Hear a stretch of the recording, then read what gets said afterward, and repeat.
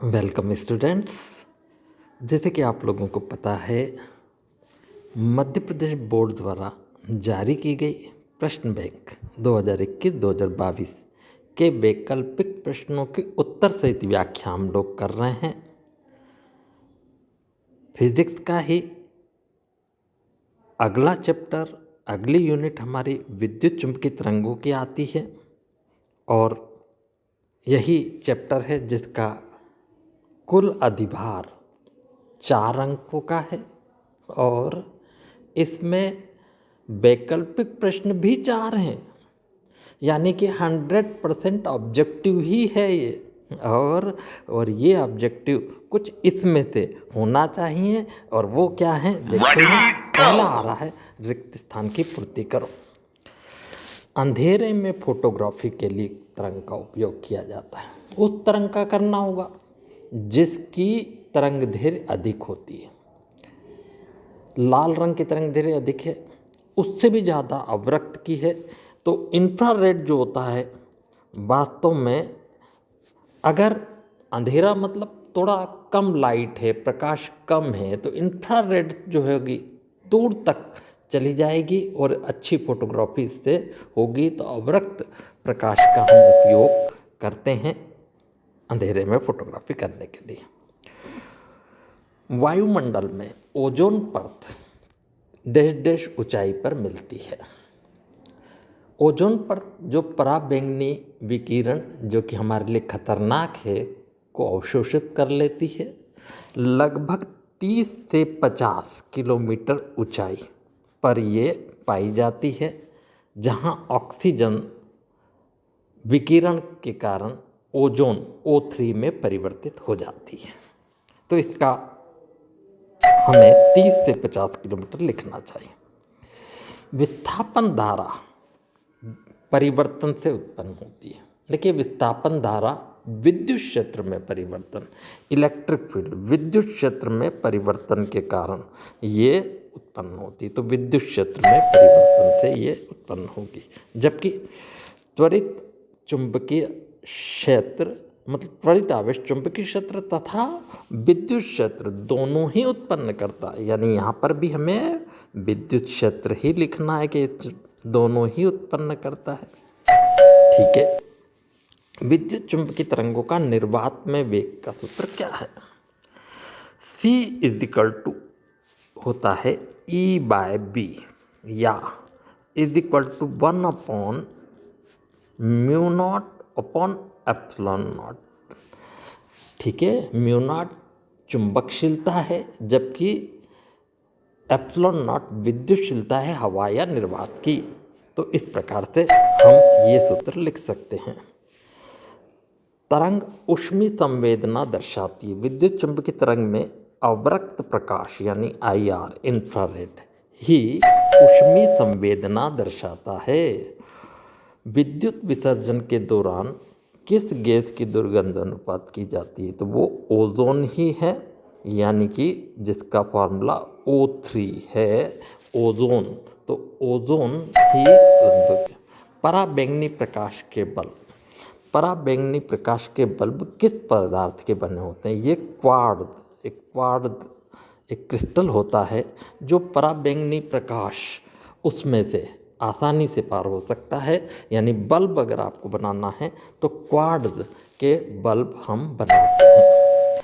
तो तरंग का उपयोग जीवाणुनाशक के रूप में होता है। मतलब किस तरंग का उपयोग जीवाणुनाशक के रूप में होता है?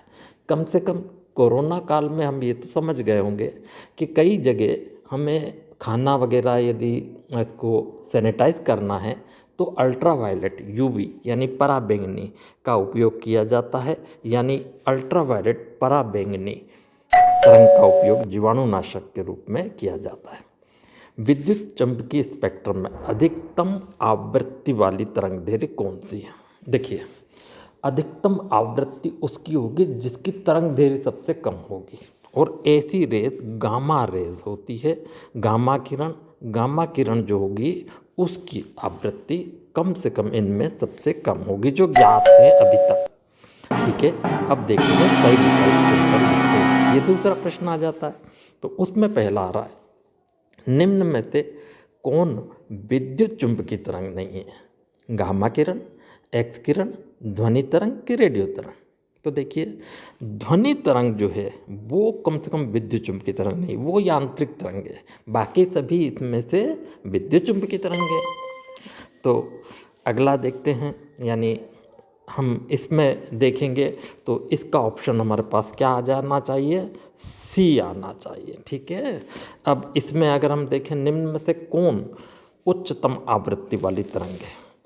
इन्हीं में से ही बताना आपको। उच्चतम, देखिए उच्चतम आवृत्ति किसकी होगी? जिसकी तरंग दैर्घ्य न्यूनतम होगी। तरंग दैर्घ्य न्यूनतम इनमें से किसकी है? रेडियो बैंगनी की, यानी कि इसकी उच्चतम आवृत्ति होगी। ठीक है, क्योंकि तरंग दैर्घ्य इसके कम है, तो यानी यहाँ पर हमारे पास जो ऑप्शन आना चाहिए वो है डी। तो इसी प्रकार तीसरा देखते हैं, दृश्य प्रकाश की तरंग दैर्घ्य की कोटि कितनी है?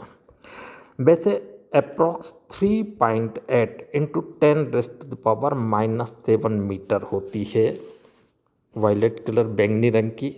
लेकिन अगर कोटि की बात आती है तो हम 10 की, क्योंकि 3.8 से 7.2 तक ये जाती है, तो इसलिए 10 मान सकते हैं। तो इस कारण से 10 की घात ऋण 6 मीटर ही लिखना पड़ती है कोटि।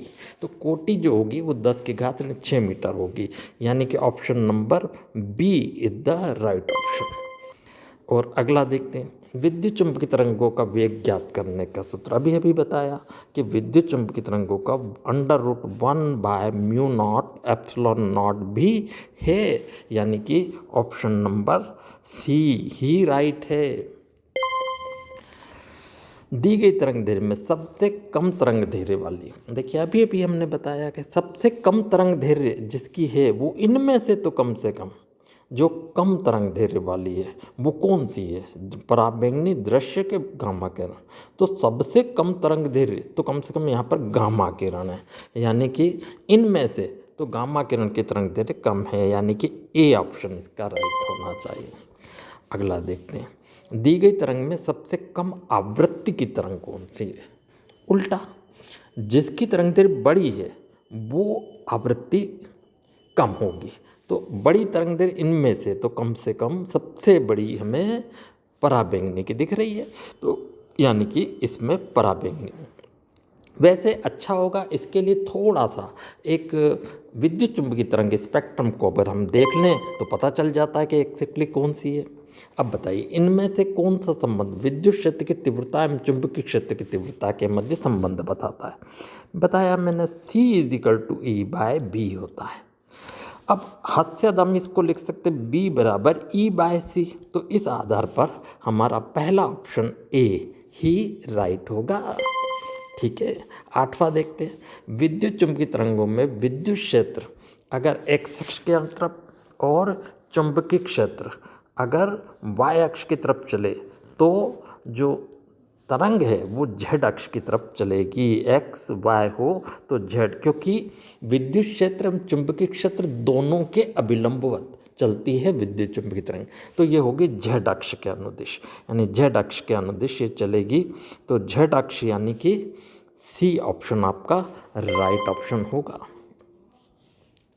ओजोन परत निम्न का अवशोषित करती है। तो ओजोन परत किसको करती है? निश्चित रूप से यूवी यानी पराबैंगनी। तो इसका आंसर डी होगा।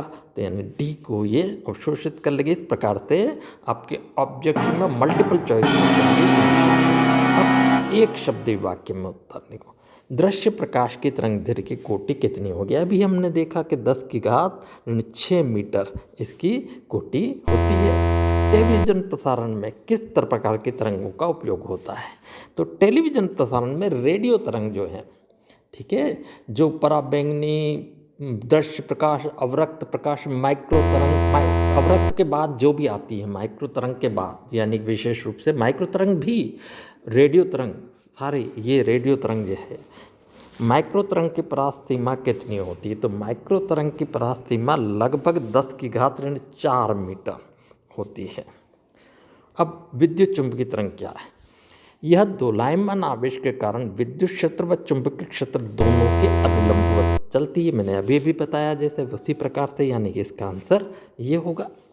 यदि पृथ्वी का वायुमंडल ना होता तो क्या हो जाता? ताप पर क्या प्रभाव पड़ता। यदि वायुमंडल ना होता तो कार्बन डाइऑक्साइड नहीं होती, कार्बन डाइऑक्साइड नहीं होती तो ग्रीन हाउस प्रभाव नहीं हो पाता, और ग्रीन हाउस प्रभाव नहीं हो पाता तो यदि पृथ्वी पर ना होता तो ताप बहुत अधिक नहीं, बहुत कम होता, बहुत कम, इतना कम कि संभवतया लाइफ ही सर्वाइव नहीं हो पाती, इतना कम यहाँ पर होता। अब सही जोड़ी जमा है तो देखते हैं क्या है सही जोड़ी।